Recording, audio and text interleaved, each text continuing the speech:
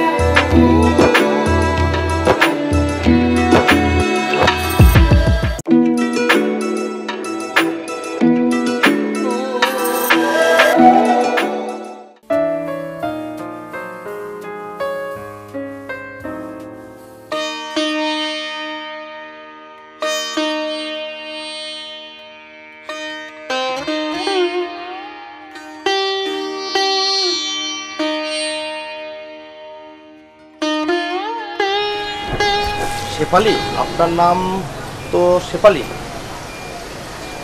হ্যাঁ আমি শেফালি, কিন্তু আপনি? আমি এই পাড়ার অয়ন, এই পাড়ায় আমার বাড়ি। ও আচ্ছা, ভালো। কিন্তু কিছু বলবেন? না না, কিছু বলবো না। আজব তো।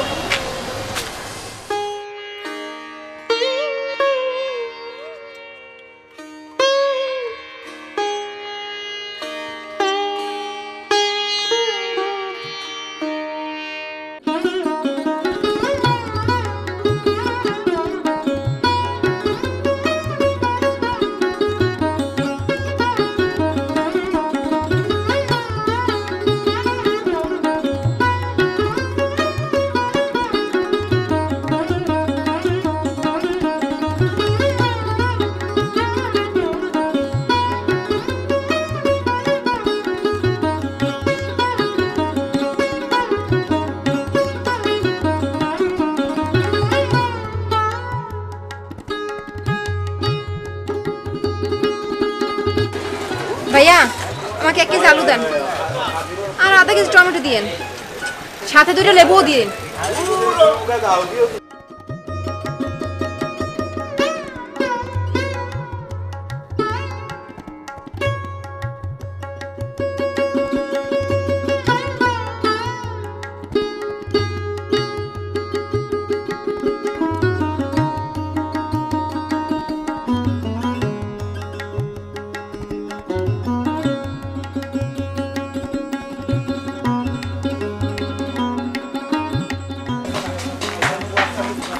রনি, বাবা তুমি এই জায়গায় একটু দাঁড়াও। হ্যাঁ, আমি তোমার রহিমা খালার সাথে একটু দেখা করে আসতেছি। ঠিক আছে মা। হ্যাঁ।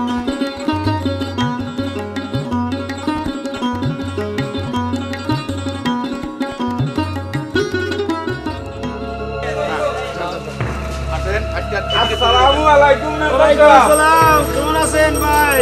ভালো আছি ভাই।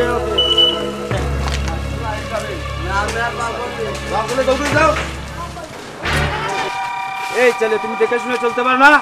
তুমি কার ছেলে?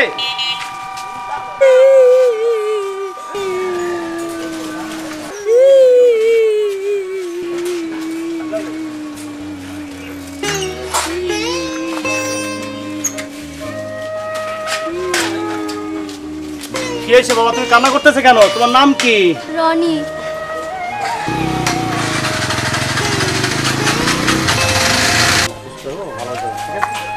রনি, বাবা কি হয়েছে? কিছু বাবা? না কিছু হয় না, ছেলেটা হাঁটতে গিয়ে একটু ধাক্কা খেয়ে পড়ে গেছিল, আমিও পাশেই ছিলাম। ধন্যবাদ আপনাকে। ঠিক আছে, আসি তাহলে। আচ্ছা ঠিক আছে। আসুন বাবা।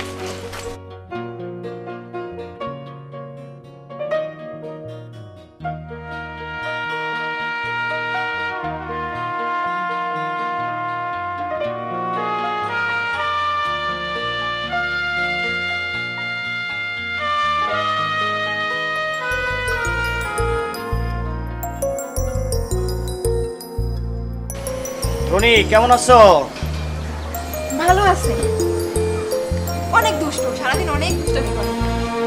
তো আপনার জামাই নেই?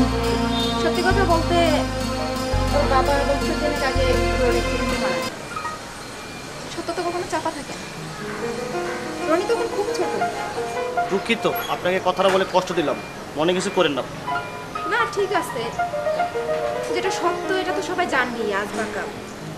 তো আমার সব চিন্তাধারা হচ্ছে আমার রনিকে নিয়ে, কীভাবে বড় করব, মানুষের মতো মানুষ করব। আপনি খুব পরিশ্রমী, এখান থেকে প্রতিদিন যাই আর দেখি আপনি অনেক পরিশ্রম করেন। আপনি একটা ভালো মনের মানুষ, আপনাকে দেখে খুব ভালো লাগলো। কী করবো বলেন, আমার তো জীবন যুদ্ধে লড়াই করতেই হবে। আমি ছাড়া তো রনির আর কেউ নাই। আচ্ছা ঠিক আছে, তাহলে আমি যাই।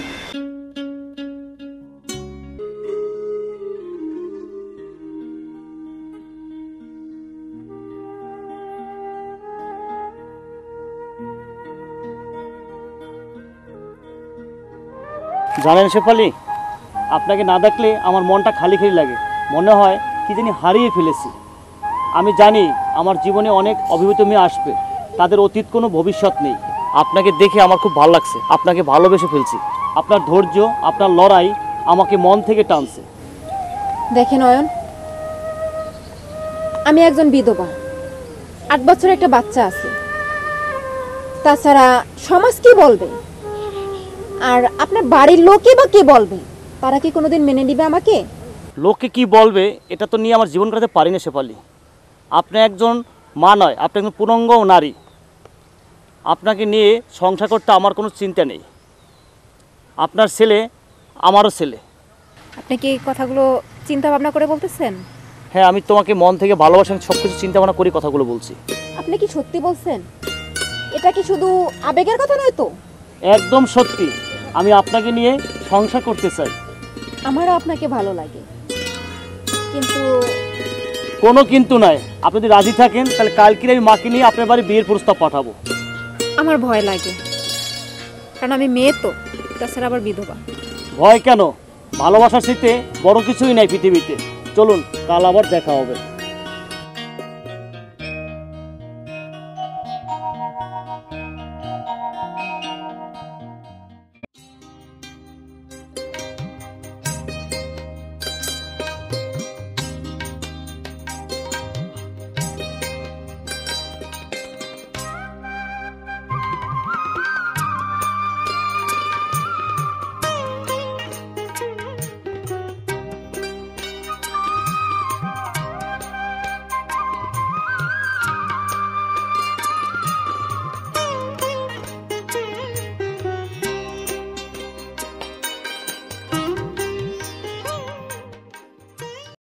একই শুনছি গো, কি হলো? অয়ন নাকি শেফালির বিয়ে করছে।